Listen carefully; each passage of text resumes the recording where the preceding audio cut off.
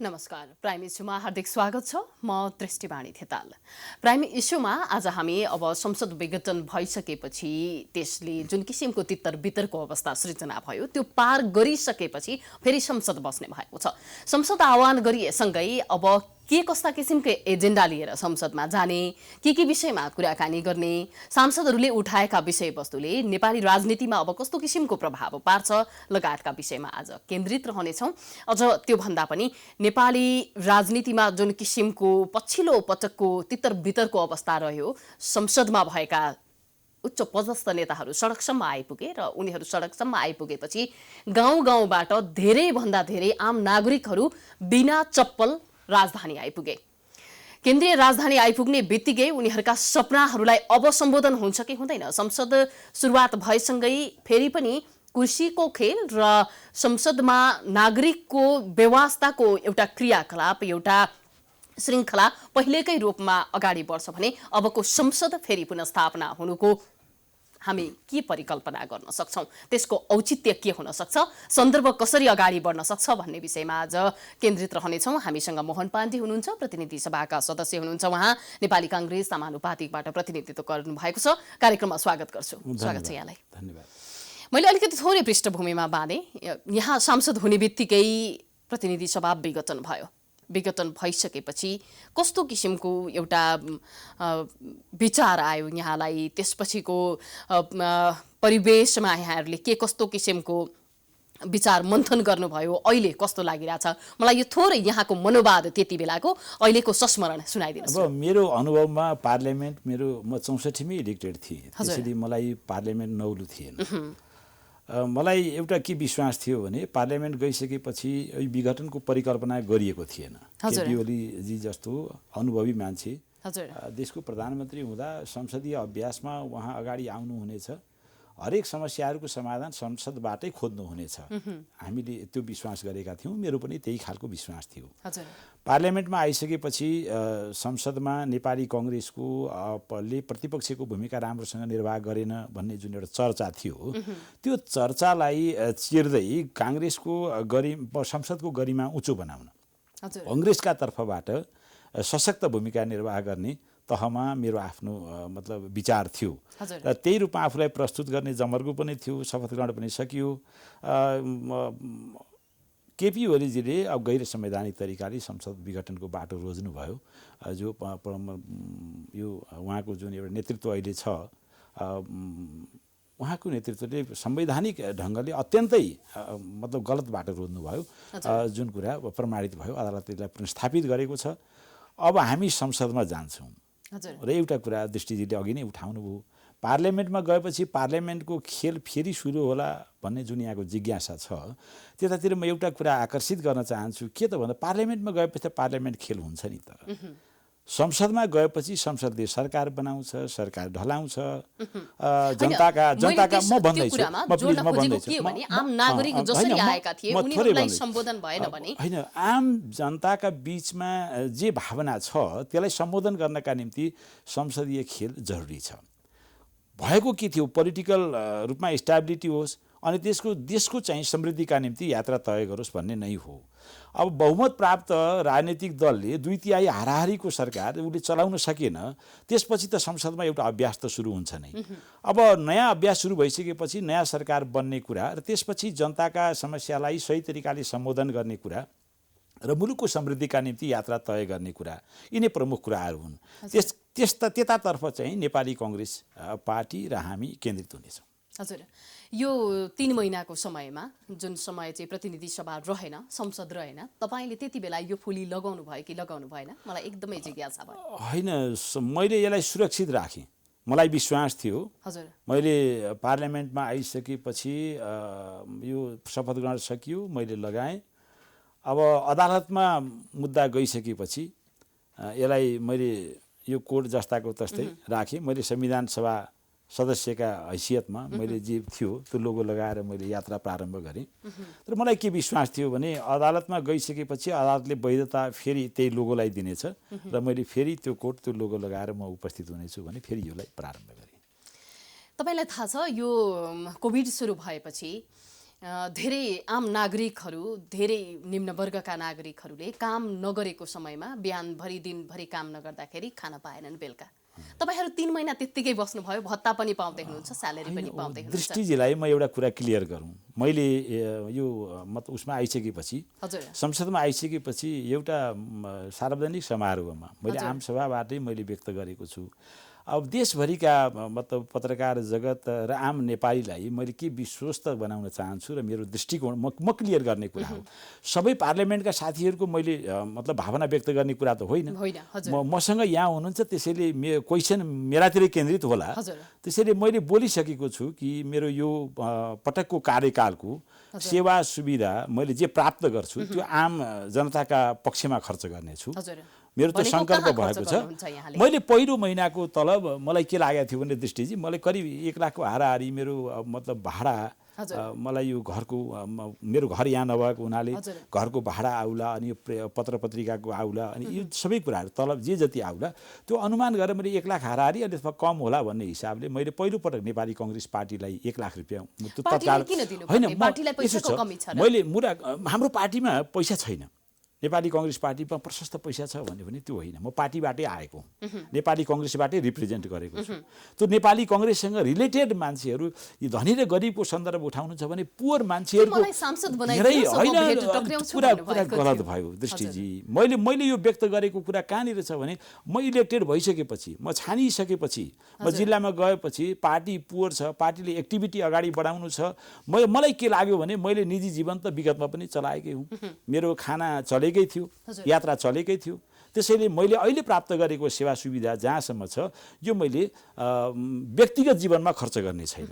मेरो एउटा त्यो सङ्कल्प थियो, त्यो प्रस्तुत गरेको हुँ र पहिलो महिना र नपुगेको केही थपेर मैले चाहिँ त्यसलाई मैले नेपाली काङ्ग्रेस पार्टी स्याङ्जा जिल्ला कमिटीलाई मैले नगद मैले उपलब्ध गराएको हुँ।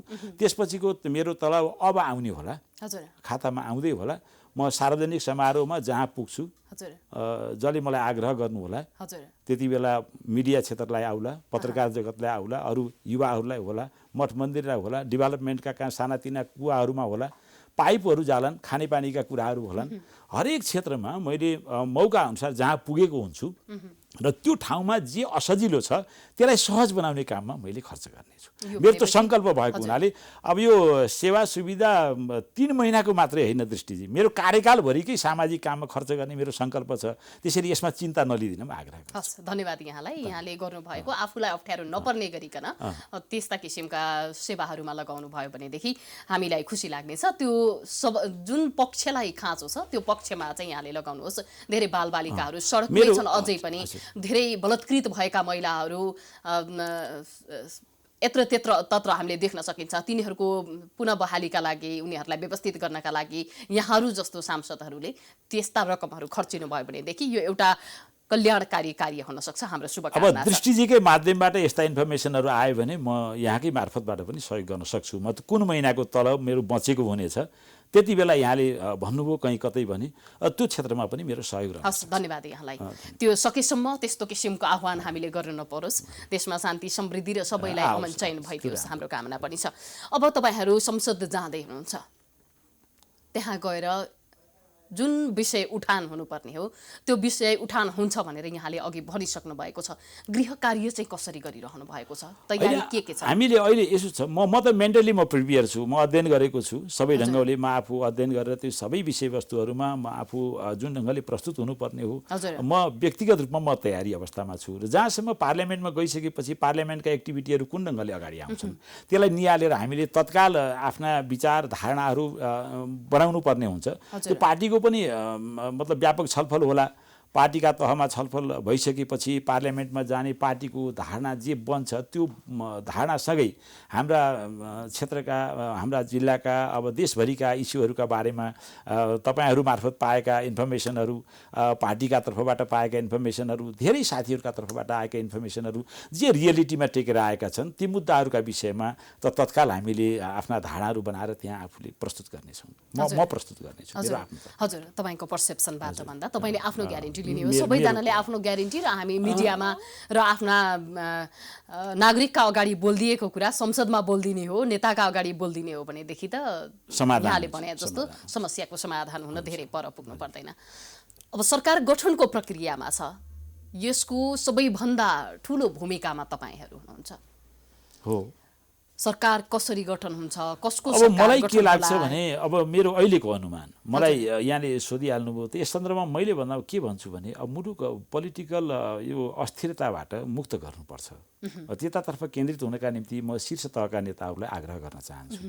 मेरो पार्टीका शीर्ष नेताहरू अब नेकपा पार्टीका शीर्ष नेताहरू विभाजित सबै पक्षका जसपाका नेताहरू सबै पक्षका नेताहरूलाई म के आग्रह गर्न चाहन्छु भने अहिलेको परिस्थिति यस्तो बनिसक्यो अब मेरो दृष्टिमा त अब एउटा सहमतिको सरकार बनाऊ नेपाली कांग्रेस पार्टीको नेताको मतलब नेतृत्वमा अब केपी ओलीजी र प्रचण्डजीको पार्टी विभाजन हुनै सकेन अहिलेसम्म सकेको अवस्था छैन। वैधानिक तौरले उहाँहरूको दुईटा पार्टी बनेकै छैन। नेकपा निर्वाचन आयोगले पनि ठिक ढङ्गले भूमिका निर्वाह गर्न नसकेको जस्तो देखियो। बेलामा उहाँहरूको विभाजनलाई मतलब उहाँहरूले निर्णय दिइसकेको भए एउटा नयाँ परिवेश निर्माण भइसक्थ्यो। अब मैले अहिले देखेको अवस्था के छ भने उहाँहरू दुवैका तर्फबाट नेपाली कांग्रेस पार्टीले लिडरसिप गरे हुन्थ्यो सरकार बनाए हुन्थ्यो भन्ने जुन चाहना त्यहाँको छ। अब त्यो अवस्थामा त्यो पार्टी औपचारिकमा विभाजन भइसकेपछि नेपाली कांग्रेस पार्टीको नेतृत्वमा केपी ओलीजीको टिमलाई बाहिर राखेर पनि स्थिरता प्राप्त हुँदैन, प्रचण्डजीको समूहलाई बाहिर राखेर पनि हुँदैन, जसपालाई पनि बाहिर राखेर हुँदैन। मुलुकलाई राजनीतिक रूपमा स्थिर बनाएर डेभलपमेन्टको गति अगाडि दिनका निम्ति मेरो चाहना आदरणीय नेता शेरबहादुर देउवा यदि उहाँलाई यो चाहना छैन मैले पार्टीकै अर्को दोस्रो नेतालाई प्रधानमन्त्री बनाएर फेरि पार्टीलाई एकाकार गरेर लैजान्छु भन्ने चाहना उहाँमा आयो पलायो हुर्क्यो भनेदेखि दोस्रो नेताको लिडरसिपमा केपी ओलीजीको पार्टी र त्यो जुन समूह छ अनि प्रचण्ड माधवजीको समूह र जसपा लगायतका सबै राजनीतिक दलहरूलाई सरकारमा सामेल गरेर यो 1.5-2 वर्ष मुभ गर्ने त्यसपछि एउटा निर्वाचनपछि मुलुकलाई स्थिरता दिँदै समृद्धितिर लैजानुपर्ने पहिलो एउटा आधार त्यो हो भन्ने मलाई लाग्छ। नेपाली कांग्रेसका यति बेला मैले अलिकति रोकेँ यहाँलाई फेरि पनि जोड्नु होला। नेपाली कांग्रेसका सभापति शेरबहादुर देउवाले जनतालाई यति बेला एउटा किसिमको मुक्का हानेको जस्तो पनि होइन त्यो एउटा घुर्क्याएको जस्तो पनि यसलाई कसले कसरी बुझ्दिन्छ भन्ने कुरामा डिपेन्ड पनि हुन्छ। भोट दिने बेलामा हामीलाई नदिने अहिले नेपाली कांग्रेस चाहिने भनेर भाषण गर्नुभयो भन्नुभयो भन्ने कुरा आएको छ यो सत्य हो? होइन उहाँले त्यस्तो बोल्नु भयो भन्ने मलाई लाग्दैन। बोलेको भए उहाँले सुधार गर्नु होला। कांग्रेस जनताका निम्ति उभिएको पार्टी हो। तर बोल्दै नबोलेको कुरा बाहिर पनि कसरी बाहिर यदि उहाँले बोल्नु भएको भने त्यसलाई सुधार गर्नु होला भन्ने मलाई लाग्छ। किनभने नेपाली कांग्रेस त जनताका निम्ति मतलब अगाडि बढेको पार्टी हो। जनताले विवेक प्रयोग गर्ने केपी शर्मा ओली पक्षले र प्रचण्ड माधव समूहले चाहिँ नेपाली कांग्रेस चाहियो भनेको हो नि। त्यसरी बुझ्दाखेरि चाहिँ के कुरा कहाँ छ भने आम जनता नेपाली कांग्रेसलाई चाहिने र आम जनताका निम्ति नेपाली कांग्रेस चाहिने त्यो मुख्य कुरा त्यहाँनिरै छ। त्यसो भएको हुनाले निर्वाचनमा आम जनताले मत कति दियो कति दिएन भन्ने कुरालाई आधार बनाएर आम जनताका प्रति रोष प्रकट गर्ने लिडरसिपको त्यो त होइन। आदरणीय नेताले त्यस्तो गर्नुभयो भन्ने मलाई लाग्दैन। यदि त्यस्तो आएको हो भने पनि मलाई त्यो भावना कहाँनिर लुकेको छ त्यो मनमा त्यो कुरा कसरी आयो होला भन्ने मलाई लाग्छ भन्दाखेरि पहिले नै हामीले अब वामपन्थीहरू सरकार चलाउँदैनन्, कन्फ्लिक्ट हुन्छ, स्थिर सरकार दिन सक्दैनन्। त्यो नेपाली जनताले बेलामै बुझेको भएर कांग्रेसलाई दिएको भए अहिलेसम्म यस्तो यो परिस्थिति अस्थिर अवस्था आउँदैन थियो। हामीले नै स्थिरता दिन्थ्यौँ, डेभलपमेन्टलाई अगाडि बढाउँथ्यौँ। नेपाली जनताले बेलामा बुझ्न पर्ने कुरा अलि ढिलो बुझेको अवस्था भयो, अस्थिरता आयो, यसबाट मुक्त होइन। नेपाली कांग्रेसले पनि सरकार त चलाएको हो नि। धेरै पटक नेपाली कांग्रेसका नेताहरू प्रधानमन्त्री बनेका छन्, देश चलाएका छन्। अस्थिरता पहिला थिएन र? होइन, नेपाली कांग्रेस पार्टीका नेताहरूले देश चलाएका बेलामा डेभलपमेन्टका आधारशिलाहरू धेरै तयार भए। अहिले पनि भइरहेको छ नि। व्यापक रूपमा अगाडि बढ्यो। अहिले त जे काम भइरहेको छ पुरानो अवस्थाको पूर्वाधारमा टेकेर अगाडि बढेको अवस्था हो। कांग्रेसको सरकारले जति विकास निर्माणका कामहरू गर्यो त्यही टेकेर अहिले डिपार्टमेन्ट अगाडि बढेको छ। त्यो त फेरि अब पछाडि कांग्रेस आएपछि माओवादी लगायत नेकपाले फेरि भन्ने त्यही हो, पहिला आधारशिला नेकपाले तयार गरिसकेको थियो। यहाँलाई त इन्फर्मेसन छ नि, नेपाली कांग्रेसको पालामा कति बाटाहरू बने, कति जलविद्युत योजनाहरू अगाडि बढे, कति खानेपानीका योजनाहरू अगाडि बढे, कति विद्यालयका मतलब उहरू भवनहरू निर्माण भए, कति मतलब पूर्वाधारहरू निर्माण भएर अगाडि बढ्यो भन्ने कुरा त कांग्रेसले भन्छ अथवा भन्दैन, अथवा यो अर्को पार्टी नेकपाले भन्छ अथवा भन्दैन, त्यहाँ मात्रै डिपेन्डेन्ट होइन।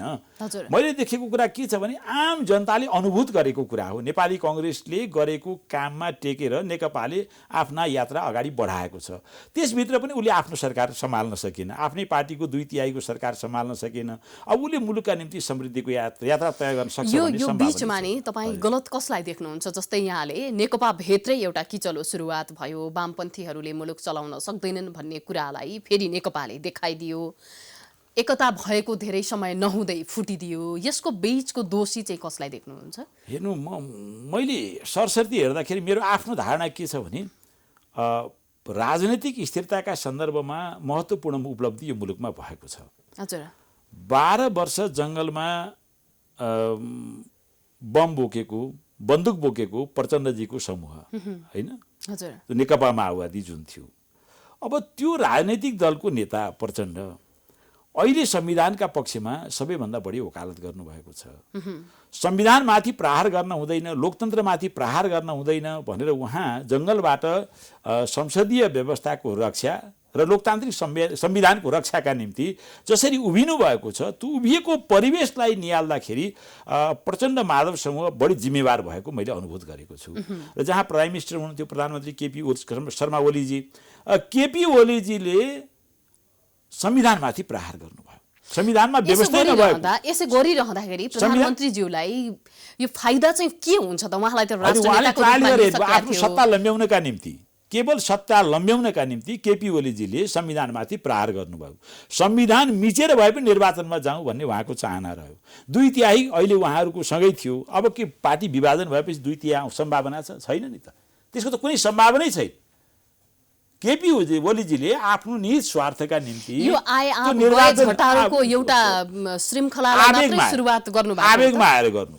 प्रचण्डजी र माधवजीसँग उहाँको के कन्फ्लिक्ट अगाडि बढ्यो, त्यो आवेगमा आएर प्रधानमन्त्री आवेगमा आएको कुरालाई केही समय पछाडि आवेग शान्त भइसकेपछि, शून्य चेतनाबाट बाहिर आइसकेपछि, चेतनशील भइसकेपछि फेरि यो कुरा मैले गलत गरेँ भन्ने खालको अवस्था सृजना हुन्छ नि। तर प्रधानमन्त्री केपी शर्मा ओलीज्यूले मैले जे गरेको छु त्यो जनताको हितको लागि गरेको छु, मैले जे गरेको छु नागरिकको भोलिका समृद्धिका लागि गरेको छु भनेर बारम्बार भनिरहनु भएको छ। तपाईँ आवेगमा आएर गर्नुभयो, कसरी भन्नु? प्रधानमन्त्रीजीले बाहिर जे व्यक्त गर्नुभएको छ मलाई विश्वास छ उहाँको हृदयले त्यो बोलेको छैन। उहाँको हृदयले मैले गलत गरेकै हुँ भन्ने कुरा बोलिरहेको छ।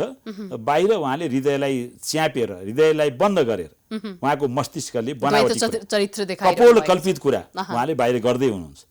अदालतले प्रमाणित गरिदिइसक्यो नि, संविधानमाथि प्रहार थियो, गलत थियो, तपाईँको जुन एउटा निर्णय थियो त्यो असंवैधानिक थियो, त्यसैले तपाईँले यसलाई सच्याएर तपाईँ अगाडि बढ्नुहोस् भनेर निर्देश गरिसक्यो। अब सुप्रिम कोर्टले पनि त्यसलाई गलत भन्यो, आम जनताले गलत भने, तमाम पत्रकार साथीहरूले त्यसलाई गलत भन्नुभयो, शिक्षकहरू, अरू कृषकहरू, उद्योगीहरू, व्यापारीहरू, आम नेपाली जनताले त्यसलाई गलत भन्नुभयो। केपी ओलीजीले म ठिक छु भनेर कसरी हुन्छ? देशै उहाँका अपोजमा रह्यो। समग्र नेपालीहरू केपी ओलीजी विगतमा उहाँले एउटा उचाइ प्राप्त गरेको हो। राष्ट्रवादी नेताका रूपमा केपी ओलीजी जुन उचाइ प्राप्त गर्नुभयो त्यो उचाइ उहाँले कायम राख्नुहुन्छ भन्ने हामीलाई पनि लागेको थियो। तर उहाँमा अलिकति भावना, आवेग बढ्दै आयो। ज्यादा आवेगले उहाँको मस्तिष्कमा ठाउँ लियो। यो देशको प्रधानमन्त्रीको मस्तिष्कमा आवेगले ठाउँ लिने कुरा, पूर्वाग्रहले ठाउँ लिने कुरा यो शुभ होइन। अब नयाँ सरकार गठनको प्रक्रियामा तपाईँहरू भनेपछि केपी शर्मा ओली को पक्षमा त रहन सक्नु हुने एउटा अवस्था देखिएन, तैपनि यहाँहरूको नेतृत्वले चाहिँ कसलाई साथ दिन्छ जस्तो लागिरहेको छ? दुवैजनाले प्रधानमन्त्रीका निमित्त कुरा के छ भने नेकपाको सरकार त असफल भइसक्यो नि। नेकपाको सरकार जब असफल भइसक्यो अनि केपी ओलीजीलाई किन साथ दिने, प्रचण्ड माधवजीलाई किन साथ दिने? उहाँहरूको साथ लिने हो। नेपाली कांग्रेसले उहाँहरूको साथ लिने हो। सरकार चलाउनका निम्ति त 3 वर्षको अवधि त उहाँले पाउनु, 2/3 पनि लगभग उहाँहरूले पाउनु। 2/3 पाउनुभयो, अवसर पनि पाउनुभयो, समय पनि पाउनुभयो, चलाउन सक्नु भएन। अब त्यत्रो 2/3 हाराहारी मत प्राप्त गरेको राजनैतिक दलले सरकार चलाउन सकेन, विघटनकातिर उहाँ जानुभयो, असंवैधानिक काम गर्न प्रेरित हुनुभयो। त यो अवस्थामा त्यही पार्टीको नेतालाई सरकार फेरि चलाउनुहोस् भनेर हामीले साथ दिने कुरा त्यो सुहाउँदो हुँदैन। संसदीय अभ्यासमा उहाँहरूलाई साथमा लिएर, किनभने उहाँहरूसँग मत छ, संसदमा उहाँहरूको मत नभइकन सरकार बन्दैन। उहाँहरूमध्ये कसैलाई त लिन जरुरी छ नि त। उहाँहरूको साथ लिएर, उहाँहरूलाई साथ दिएर होइन, उहाँहरूलाई साथ लिएर उहाँहरूले नेतृत्व सम्हाल्न नसकेपछि नेपाली कांग्रेस पार्टीको नेतृत्वले सरकार बनाउनेतिर अगाडि बढ्नुपर्छ। मेरो आफ्नो दृष्टिकोण त्यो खालको छ।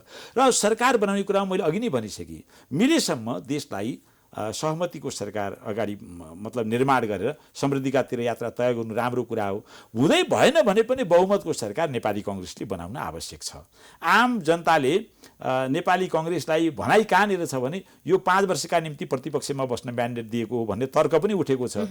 तर त्यो म्यान्डेट आम जनताको मात्रै होइन, संवैधानिक म्यान्डेट पनि त हेर्नु पर्यो नि। सरकार चलाइरहेको दलले सरकार चलाउन सकेन भने संवैधानिक म्यान्डेट के छ?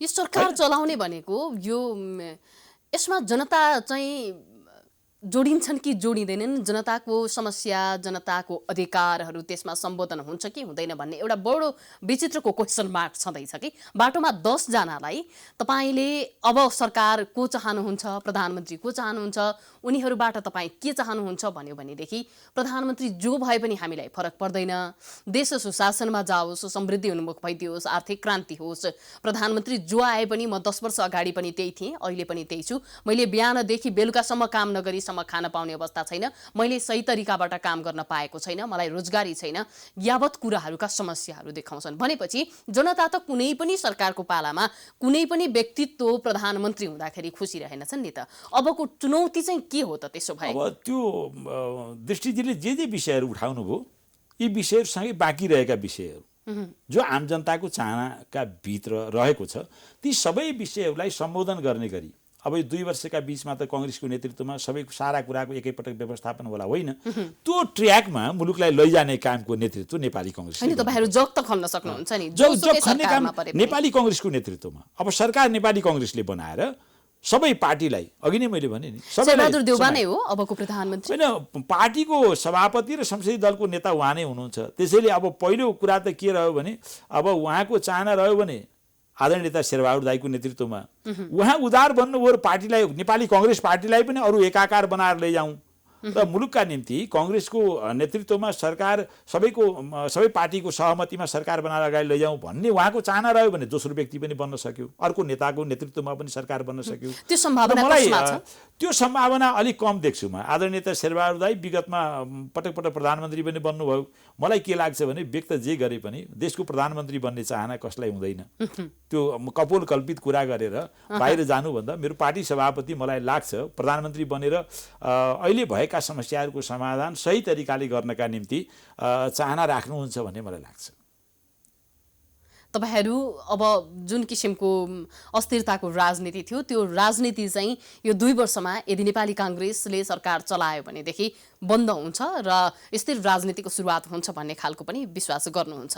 त्यसरी त मैले अघि नै भने, अल पार्टीलाई मिलाउँ, राष्ट्रिय सहमतिको सबैका निमित्त एजेन्डा खै, गृह कार्य खै, यो विषयमा हामी यसरी जान्छौँ भनेर सुरुवात गरेको खै, त्यो खालको फेरि अभ्यास त देखिँदैन नि। अस्थिरताको राजनीति भइरहेको छ भन्या छ, त्यसैमा दौडेको छ, त्यसैमा शक्ति प्रदर्शन गरेको छ। हामी भन्दा पछाडि हाम्रो यदि जिम्मेवारी भोलि हाम्रो काँधमा आइदियो भने हामी यो किसिमले जानुपर्छ भनेर एजेन्डा तय भएका, गृह कार्य भएका, छलफल भएका, त्यो त फेरि देख्न सकिँदैन। आफै भित्र कांग्रेस 2-3 गुटमा बाँधिसकेको छ, एउटा एकीकृत कांग्रेस नै छैन अहिले। अनि यसमा त्यसो होइन दृष्टिजी, कांग्रेस एक छ। यहाँलाई लाग्यो यो अहिलेको बीचको आन्दोलनमा कांग्रेसमा भिन्न विचारहरू भएका कारणले कांग्रेस गुटमा विभक्त रह्यो, कांग्रेस एक रहेन भन्ने जुन कुरा छ, मलाई लाग्छ यहाँले त्यतै संकेत गर्नुभयो होला। म के प्रश्न पार्न चाहन्छु भने नेपाली कांग्रेस पार्टीको स्पष्ट धारणा, केन्द्रीय समिति, कांग्रेस भनेको केन्द्रीय कमिटीले जे निर्णय गर्छ त्यो कांग्रेस हो। इन्डिभिजुअल विचार त हरेकको फरक फरक हुने आउन सक्छ। लोकतान्त्रिक पार्टीमा विचार प्रवाह गर्ने कुरा स्वाभाविक पनि हो। अब पार्टीले त त्यो विगतको घटनाक्रममा असंवैधानिक अलोकतान्त्रिक हो भन्यो, त्यही एउटा निर्णयमा पार्टीमा सबै नेताहरू सहमत हुनुभयो। त्यसैले पार्टी त्यो दृष्टिकोणमा एकाकार छ र जहाँसम्म लाग्छ दुईवटा धारणा पार्टीभित्र देखिए त्यो विषयवस्तुलाई म लुकाउन चाहन्न। एउटा पक्ष चाहिँ संविधानलाई मिचेर भए पनि निर्वाचनको बाटो अङ्गीकार गरौँ भन्ने एउटा तबका देखियो, अर्को तबका देखियो संविधान मिच्नै हुँदैन, संविधानलाई जोगाएर निर्वाचनकातिर जाउँ भन्ने देखियो। दुईवटा पार्टी सहमतिमा अलोकतान्त्रिक असंवैधानिक भन्ने विषयमा दृढ रह्यो र दुईटा विचार अलग अलग प्रभावित कसरी भयो भनेपछि होइन अलिकति यो संविधान मिचिएको छ भने पनि निर्वाचनमा गइसकेपछि आदरणीय नेता शेरबहादुर दाइले लाग्यो होला विगतमा आफ्नो नेतृत्वमा भएको निर्वाचनमा पार्टीले हार खाँदा चिन्ता जलाई पनि हुन्छ नि त। हरेक पार्टीका क्याडरहरू शेरबहादुर दाइको कारणले लिडरसिप राम्रो भएन, त्यसैले निर्वाचनमा विन भएन भन्ने कुरालाई उहाँले चिर्नका निम्ति अलिकति संविधान मिचिए पनि निर्वाचन भयो भने काङ्ग्रेसले बहुमत ल्याउन सक्छ। त्यो ल्याइसकेपछि विगतमा जे मतलब अपजस प्राप्त मलाई भएको छ त्यसबाट म मुक्त हुन्छु र काङ्ग्रेसको नेतृत्वमा सरकार बनाएर मुलुकको समृद्धिको यात्रा तय गर्छु भन्ने उहाँलाई लाग्यो होला। अब अर्को पक्षतिर के रह्यो भनेपछि सरकार बन्ने र मतलब नबन्ने कुरा, सरकार काङ्ग्रेसको फर्ममा बन्ने र नबन्ने कुरा अर्को कुरा हो, निर्वाचन जितिने र हारिने अर्को कुरा रह्यो। ठुलो कुरा लोकतन्त्र जोगाउने कुरा हो, लोकतान्त्रिक संविधान जोगाउने कुरा हो। त्यसैले निर्वाचनमा जाने हो भने पनि संविधानलाई जोगाएर संविधान टेकेर जाउँ यो विषयमा। र त्यसैले चाहिँ दुईवटा धारणा आए पनि दुवै पक्षको सहमति के भयो भने होइन प्रधानमन्त्री केपी ओलीजीको जुन कदम छ त्यो कदम चाहिँ त असंवैधानिक हो, त्यो कदम चाहिँ त अलोकतान्त्रिक हो भन्ने विषयमा आम पार्टीभित्र सहमति भएको छ।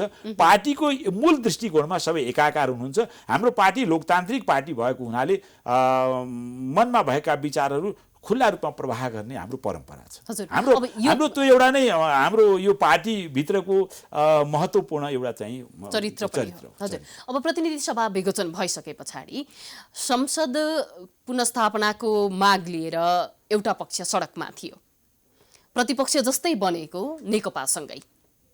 अर्को पक्ष सर्वोच्च अदालतले कस्तो किसिमको फैसला सुनाउँछ त्यसमा चाहिँ हामी वेट एन्ड सीको अवस्थामा रहनुपर्छ भनेर भनिरहेको थियो काङ्ग्रेसभित्रै। काङ्ग्रेसभित्र अझै पनि शेरबहादुर देउबा बाहेक अरू दूरदर्शी नभएको हो भन्ने खालको काङ्ग्रेसका शेरबहादुर देउबा पक्षका सांसद तथा नेताहरूले बहस गरेको पनि सुन्न पाइयो। यहाँ चाहिँ रामचन्द्र पौडेल पक्षधर हुनुहुँदो रहेछ, यहाँले चाहिँ कसरी यो कुरालाई लिनुभयो? होइन म दृष्टिजीले कसरी भन्दैन भयो म रामचन्द्र पौडेल पक्षधर भनेर, म यो पक्ष त्यो पक्षकै होइन। म नेपाली काङ्ग्रेस पार्टीका तर्फबाट निर्वाचित सांसद हुँ। नेपाली काङ्ग्रेस दृष्टिजीलाई म एउटा तर्क म पेश गर्न चाहन्छु। म पार्टीमा भएका विषयवस्तुहरूलाई आधार बनाएर मेरो आफ्नो दृष्टिकोण तय गर्छु। जब निर्वाचन सकियो, पहिलो यो आम निर्वाचन 3 वर्ष अगाडि निर्वाचन भइसकेपछि पार्टीभित्र व्यापक रूपले शेरबहादुर देउवाको विरोध भयो। शेरबहादुर देउवाको जब विरोध भयो, पार्टी नेताको नेतृत्व कुशल नभएका कारणले नेपाली काङ्ग्रेस पार्टी हार्यो, उहाँले पार्टी पङ्क्तिबाट बिदा लिनुपर्छ, यो गलत भयो भन्ने व्यापक रूपले आवाज देशभरि उठ्यो। त्यो बेलामा मैले के भने यो शेरबहादुर देउवाको मात्रै कुरा थिएन। मैले यहाँलाई भनौँ नेपाली काङ्ग्रेस पार्टीमा अहिले 100 भन्दा बढी केन्द्रीय सदस्यहरू हुनुहुन्छ। एउटा केन्द्रीय सदस्य निर्वाचन क्षेत्र मात्रै विन गर्ने गरी बनायो भने काङ्ग्रेस कहिले पनि अल्पमतमा पर्दैन, जिम्मेवारी त सबैले लिनु पर्यो नि त। केन्द्रीय समिति सिङ्गो छ, वरिष्ठ नेता त्यहीँ हुनुहुन्छ, वरिष्ठ नेताले निर्वाचन हार्नु भएको छ।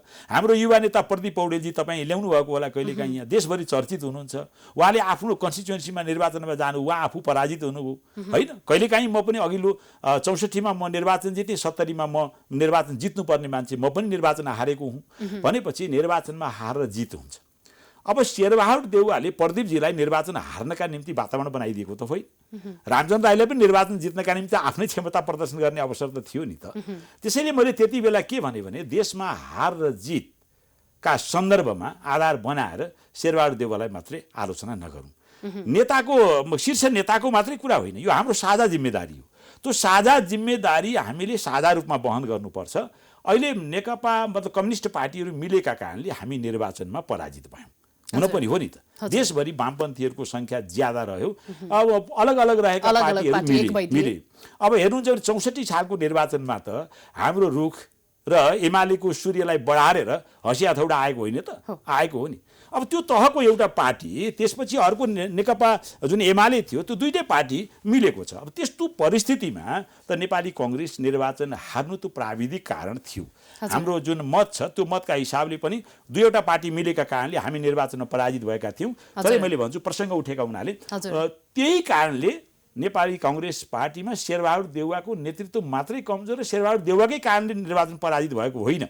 यो साझा जिम्मेदारी हो र पार्टी दुईवटा कम्युनिस्ट पार्टी मिलेका कारणले यो परिवेश निर्माण भयो। त्यसैले यसको अपोजमा नजाउँ, पार्टी मजबुत बनाउनेतिर जाउँ, उहाँका प्रतिको आलोचनालाई कम गरौँ, हामी सबैले आत्मालोचना गरौँ र पार्टी एकाकार बनाऊँ भने मैले बहस गरेँ। त्यो निर्वाचन भने जस्तो रामचन्द्र पौडेल पक्ष भन्नुहुन्छ भने त रामचन्द्र दाइले त्यति बेलै भन्नुभएको थियो कि शेरबहादुर देउवाले यो लिडरसिप कुशल दिन सक्नु भएन, राम्रो नेतृत्व उहाँले दिन सक्नु भएन, पराजित भयो।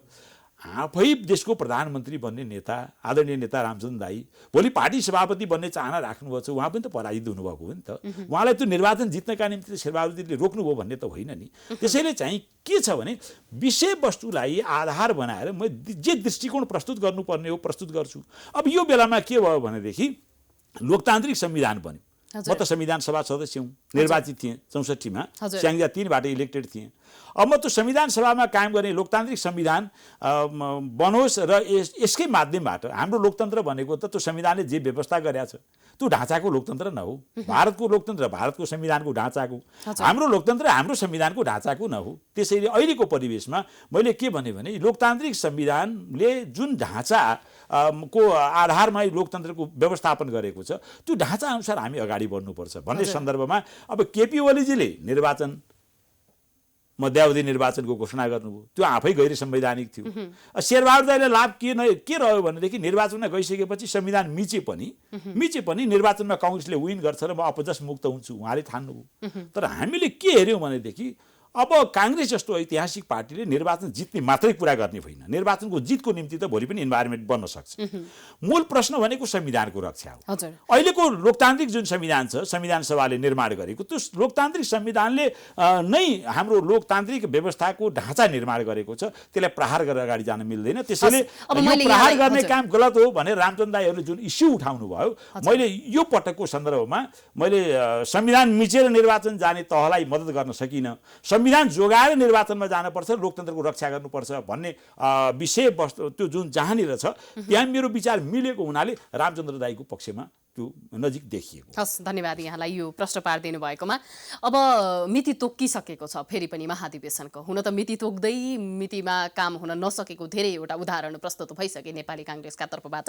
मलाई यो समयमै अबको समय जुन तोकिएको छ त्यो समयमा महाधिवेशन हुन्छ कि हुँदैन र महाधिवेशनमा यहाँको भूमिका के भन्ने अलिकति संक्षेपमा जानकारी गराइदिनु होला। महाधिवेशन त अब भदौभित्र महाधिवेशन त गर्नुपर्ने बाध्यता छ, त्यो संवैधानिक बाध्यता हो। नेपाली कांग्रेस पार्टीको महाधिवेशन अब पार्टीको विधान अनुसार हुनु पर्थ्यो। पार्टीको विधान त 5 वर्षभित्र सकिसक्नुपर्ने, 1 वर्ष थपेर पनि त्यो सकिसक्यो। अब त्यो संवैधानिक सुविधा हामीले प्राप्त गरेका छौँ। यहाँको भूमिका चाहिँ अब त्यसमा मेरो के छ भने सकेसम्म नेपाली कांग्रेस पार्टीलाई थप लोकतान्त्रिक बनाएर यसको आदर्श मूल्य मान्यता र चरित्र अनुरूप हिँडाउनका निम्ति कुशल नेतृत्व निर्माण गर्न त्यो महाधिवेशन गतिशील बनोस् र त्यसमा मेरो भूमिकालाई मैले अलिकति मतलब प्रभावकारी बनाउने ढङ्गले म आफू प्रस्तुत हुन्छु। यहाँलाई शुभकामना छ। अब कुरा गरौँ यहाँको जिल्ला पाल्पाको र पाल्पामा रानी स्याङ्जाको यो पाल्पाको रानी महललाई चाहिँ स्याङ्जाबाट के भएको छ भनेदेखि पर्यटन बोर्डले चाहिँ अब होटल बनाउने, एउटा हनुमान होटल बनाउने भनेर तयारी गरिसकेको छ। एक किसिमको तयारी अगाडि बढिसकेको छ। त्यहाँका स्थानीयहरूले विरोध गरिरहेका छन्। यो कुरालाई तपाईहरुले कसरी लिनु होइन? त्यो ऐतिहासिक हो, रानी महल आफैमा ऐतिहासिक हो। त्यो एउटा हाम्रो मुलुकको एउटा पुञ्ज पनि हो, प्रपर्टी हो। अब हाम्रो यो मुलुकको एउटा पुञ्जलाई हामीले एउटा होटल निर्माणका निम्ति, होटल सञ्चालनका निम्ति अनुमति दिएर त्यसको गरिमालाई कम गर्नु हुँदैन। जुन पक्षहरू त्यो मतलब योजना बोकेर अगाडि बढ्नु भएको छ उहाँहरूलाई बेलैमा त्यो सचेत हुनका निम्ति म आग्रह गर्न चाहन्छु। त्यो गलत काममा नलाग्नेका निम्ति म सचेत गराउन पनि चाहन्छु र आम जनताले त्यस्तो काम त्यहाँ हुन दिँदैनन्, पक्कै दिँदैन र हामी पनि त्यसलाई साथ दिँदैनौँ। उहाँहरूले जुन कदम अगाडि उठाउनु भएको छ त्यो गलत हो। त्यो ऐतिहासिक मतलब महललाई त्यही ऐतिहासिक रूपमै हामीले जोगाएर राख्नु छ र त्यसमा अरू पूर्वाधारहरूको निर्माण गरेर पर्यटन का हिसाबले त्यो एउटा केन्द्रका रूपमा विकास गर्नुपर्ने अहिलेको आवश्यकता। हजुर, अब सँगै यो मिर्मी जोड्ने बाटोको पनि व्यवस्थापन राम्रोसँग हुन सकेको छैन भनेर बारम्बार कुराहरू आइरहेका छन्। के भइरहेको छ अहिले? यो पहिलो म निर्वाचन हारिसकेपछि पनि बीचमा अलिकति कामहरू गरेर मिर्मी बिर्गा रानीघाट सडकलाई कालोपत्री गर्नका निम्ति हामीले रकम विनियोजन गराएका थियौँ। त्यसको टेन्डर भइसकेको हो। मिर्मीदेखि रानीघाटसम्मै कालोपत्री गर्ने टेन्डर भयो र टेन्डर अगाडि बढेको छ। अलिकति त्यो वैगा भन्ज्याङ भन्ने ठाउँमा पुगिसकेपछि त्यसको मोड सुधारको अलिकति के रहेछ भने हामीले पनि यो प्राविधिकहरूको पनि अलिकति प्रब्लम छ। त्यो टेन्डर भयो, टेन्डर को कामको जिम्मा लिएर ठेकेदार कम्पनी अगाडि बढिसक्यो। प्राविधिकहरूले पहिले इस्टिमेट गर्दाखेरि मोडहरूमा अलिकति घुम्ती उकालो ओह्रालो यसलाई मतलब उहाँहरूले बाटो खन्ने भन्ने बित्तिकै गाउँमा जहाँ बाटो खनिएको छ त्यही ढङ्गको उहाँहरूले डिटेल योजना नबनाउनु पर्ने। उहाँहरूले अलिकति त्यहाँ मिस्टेक गर्नुभयो। अलिकति उकालो ओह्रालो जहाँ छ त्यो ग्रेड नमिलेको हुनाले अलिकति विवाद उत्पन्न भएको हो। अब त्यो समस्याको समाधान गर्ने गरी मैले उहाँलाई आग्रह गरेको छु, अलिकति 1200 मिटर चेन्ज गरेर लग्यो भने ग्रेड मिल्ने हुन्छ भन्ने छ। अब हामी कार्यक्रमको एकदमै अन्त्यतिर आइसकेका छौँ। मलाई अझै एउटा जिज्ञासा के रहेको छ भने जिज्ञासाहरू धेरै छन्, तथापि यो कार्यक्रमको समय चक्रभित्र रहेर कुराकानी गर्नुपर्दा अविश्वासको प्रस्ताव प्रदेश तहमा जुन किसिमले अगाडि बढिरहेको छ त्यो एवं रीतले अगाडि बढिरहेको छ, यो अविश्वासको प्रस्तावका रूपमा चाहिँ नेपाली काङ्ग्रेसका सांसदहरूको भूमिका पनि निकै नै ओजुपूर्ण रहने गर्छ। यहाँहरूले अविश्वासको प्रस्तावको सन्दर्भमा उठ्ने गरेका मुद्दाहरूमाथि कस्तो किसिमको भूमिका निर्वाह गर्दै आउनु भएको छ? अहिले जे भएको छ अहिले अब यो मूल प्रश्न चाहिँ कहाँनिर रह्यो भने नेकपाको पार्टी विभाजनमै रह्यो। सबभन्दा ठुलो समस्या घुमिफिरी अब केपी ओलीजी र प्रचण्डजीको दुईवटा पार्टीको जुन उहाँहरूको हामी दुई पार्टीका हौँ भनेर जुन प्रस्तुति छ, वैधानिक रूपमा उहाँहरूको पार्टीले मतलब स्थान ग्रहण नगरेका कारणले समस्या आएको छ हरेक क्षेत्रमा। तर हामी के भन्न चाहन्छौँ भने गैर संवैधानिक काम त यसपालि केपी ओलीजीले गर्नुभएको हो नि त, होइन? गैर संवैधानिक काम केपी ओलीजीले गर्नुभएको हुनाले गैर संवैधानिक कामका विरुद्धमा जो डटेर लड्यो उसको पक्षमा नेपाली काङ्ग्रेस उभिनुपर्छ भन्ने मेरो आफ्नो दृष्टिकोण हो। हस्, धन्यवाद यहाँलाई कार्यक्रममा आइदिनु भयो, आफ्ना विचारहरू राखिदिनु भयो। धन्यवाद दृष्टिजी, अनि प्राइम टाइम्स टेलिभिजनलाई पनि म हार्दिक धन्यवाद दिन चाहन्छु। मेरा विचारहरू राख्ने अवसर दिनुभयो, हार्दिक धन्यवाद। दर्शकवृन्द, आज हामीले मोहन पाण्डेसँग कुराकानी गऱ्यौँ। प्रतिनिधि सभा सदस्य हुनुहुन्छ नेपाली काङ्ग्रेस समानुपातिक तर्फबाट। नेपाली काङ्ग्रेस यति बेला दुवै हातको लड्डु कुन भारी कुन हलुको भनेर उठाउने सन्दर्भमा रहेको छ। तथापि यो जिम्मेवारी पाएसँगै, यो अधिकार नेपाली काङ्ग्रेसलाई आएसँगै एउटा ठुलो अर्को जिम्मेवारी पनि रहेको छ। सदियौँदेखि नेपाली काङ्ग्रेसले नेपाली नागरिकको एउटा महान पार्टीको जिम्मेवारी हामीले पाएका छौँ, त्यो सौगौरव प्रस्तुत गर्दछौँ भन्दै आइरहेको छ र कतिपय पटक गरेको छ, कतिपय पटक चुकेको छ। ती सबै कमी कमजोरीहरूलाई भुलेर नयाँ सुरुवात गर्नका निमित्त एउटा पहल कदमी अब सुरुवात गर्न पर्ने स्थिति आउन सक्छ। त्यसका निमित्त सबै नेपाली काङ्ग्रेसका नेतृत्व तहमा रहेकाहरू जिम्मेवार बन्न जरुरी छ भन्दै आजको कार्यक्रमबाट बिदा हुन्छु। नमस्कार।